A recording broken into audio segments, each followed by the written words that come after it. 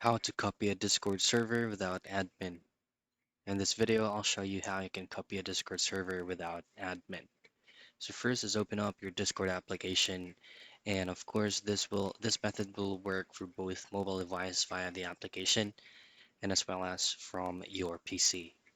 So once you're logged in into your Discord server account, all you have to do first is to tweak around your Discord settings. Just simply click this option here, the gear icon that will redirect you into your user settings. And then at the left side, just simply scroll all the way down. And then under app settings, choose on advanced and make sure that developer mode is turned on because this is the main feature so that we can copy the server ID.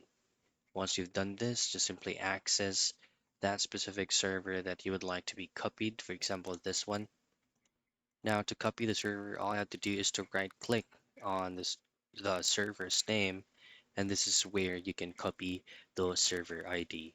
And take note that if your developer mode is turned off, you won't be able to see this option.